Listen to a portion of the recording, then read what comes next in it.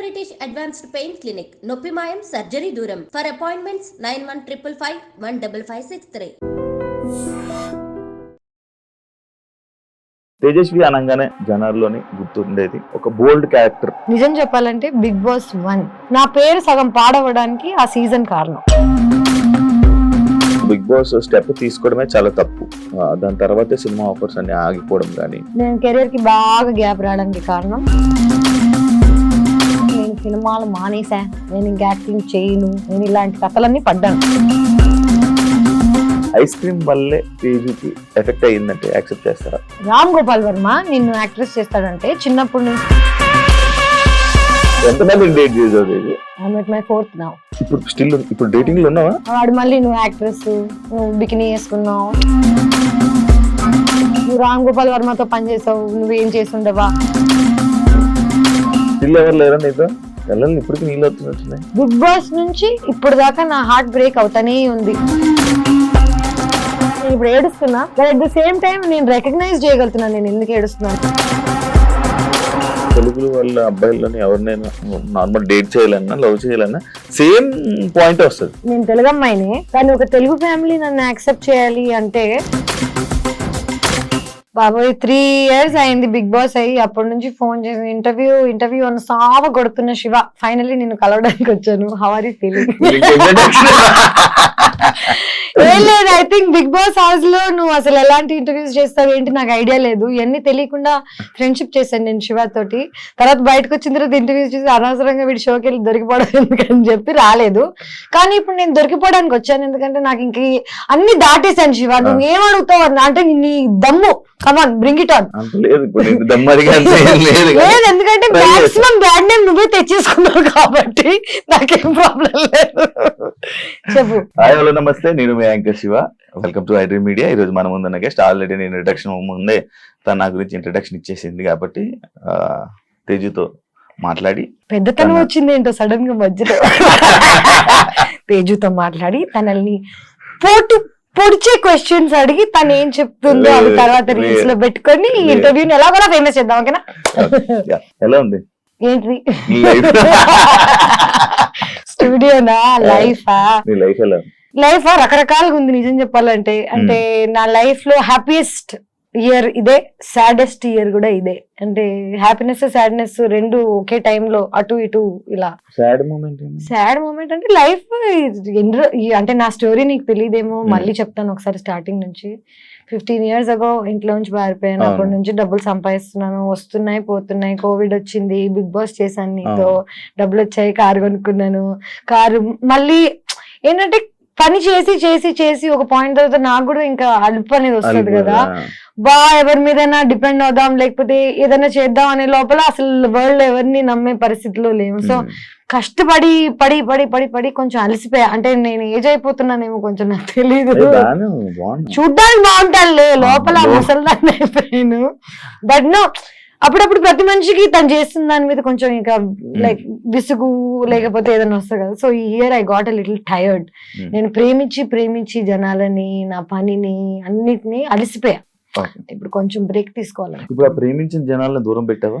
అందరిని పెడుతుంది. అంటే దూరం పెట్టడం అని కాదు, బేసిక్ గా నా లైఫ్ లో రిలేషన్షిప్స్ ఇవన్నీ పక్కన పెట్టేస్తే నేను ఫ్రెండ్స్ ని కూడా ప్రేమిస్తాను. నా relationship it love is love కదా, వీళ్ళతో ఒకలాగా వాళ్ళతో ఒకలాగా అలా కాదు.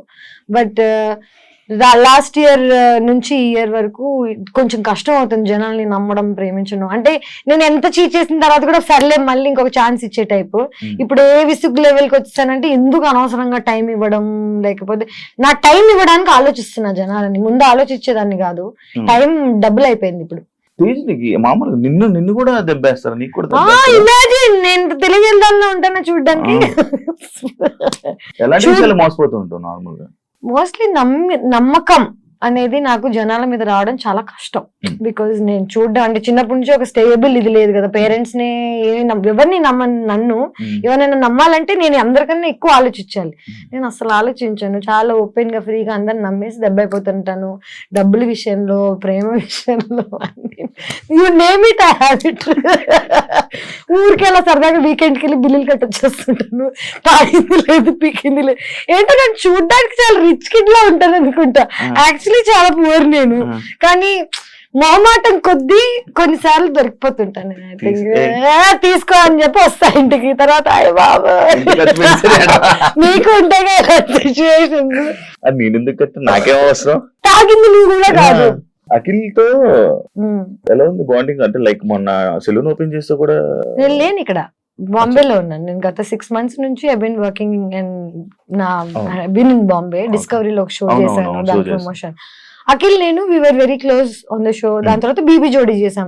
ఎవరితోనైనా నువ్వు కంటిన్యూస్ గా కలుస్తుంటే పని చేస్తుంటే వాళ్ళతో బాండ్ ఒకలాగా ఉంటుంది. నువ్వు అసలు వాళ్ళని కలవకుండా వాళ్ళ లైఫ్ వాళ్ళు, సో తన సలూన్ ఓపెన్ చేస్తున్నాడని అన్ని నాకు తెలుసు జస్ట్ ఒక బ్యాక్గ్రౌండ్ లో. బట్ అఖిల్తో అంత టచ్ లేదు ప్రస్తుతం, గత 1 year గా లేదు. లాస్ట్ ఇయర్ వరకు వి వర్ ప్రిటీ, అంటే ఎవ్రీ 2-3 days కి ఒకసారి అలాగా ఏంటి అని మాట్లాడుకునే వాళ్ళం.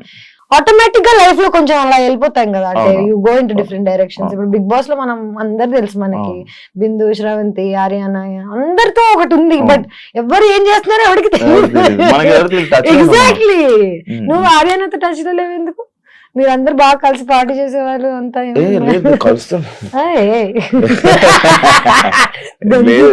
కలుస్తుంటే మాట్లాడుతుంటాం. ఇంటర్వ్యూ చేసిందా? దాని తర్వాత మానేసిందా?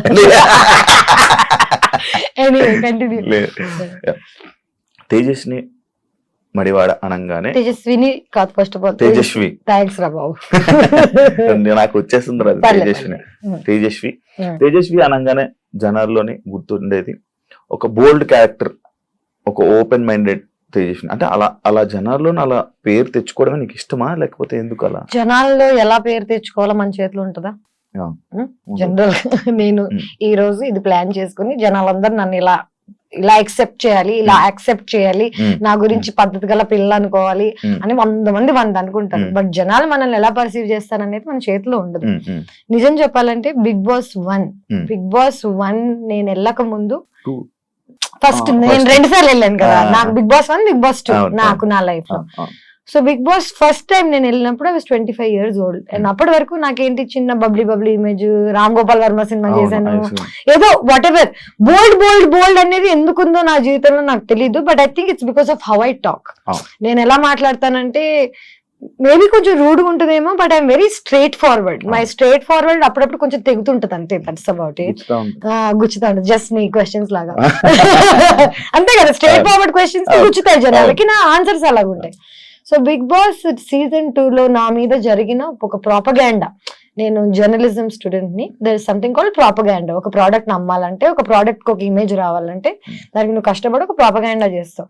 నా పేరు సగం పాడవడానికి ఆ సీజన్ కారణం.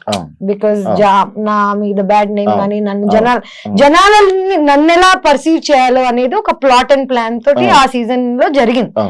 నేను అది యాక్సెప్ట్ చేయడానికి నాకు చాలా టైం పట్టింది, చాలా బాధ వేసింది. జనాలు నా గురించి ఇలా ఎందుకు అనుకుంటున్నారు, నేను అసలు అలాంటి అమ్మాయిని కూడా కాదు చూడ్డానికి. అంటే ఒకసారి బిగ్ బాస్ అయిపోయిన తర్వాత, ఒకసారి ఒక ఇమేజ్ వచ్చేసిన తర్వాత జనాలకి తలలో అది మార్చడం చాలా కష్టం. First impression is the best impression. So జనాలకి నా మీద ఈ ఇంప్రెషన్ నేను మార్చాలని అనుకోవట్లేదు. వాళ్ళు చేంజ్ చేయాలి అంటే వాళ్ళు ఎలా ఆలోచిస్తారో నా చేతిలో లేదు. నా చేతిలో ఏముంది, నేను ఎలా ఉండగలుగుతానో, నా కంఫర్ట్ ఏంటి. చిన్నప్పటి నుంచి I'm very comfortable in my body, in my mind, in my talk. ఎవరేమనుకుంటారో అనే థాట్ నాకు ఉండదు. నా నోట్లో జస్ట్ సారీ అండి అలా అనలేదని టైప్ తప్ప. See, I'm not rude. I'm very kind to people. I try to keep everybody happy. I try to keep myself happy. నా చుట్టుపక్కల ఉన్న జనాలు నా గురించి ఏమనుకుంటారు తప్ప నాకు మిగతాది ఏది నా కంట్రోల్లో లేదు. సో నేను జనాలు అనుకుంటున్నారంటే ఇష్టం.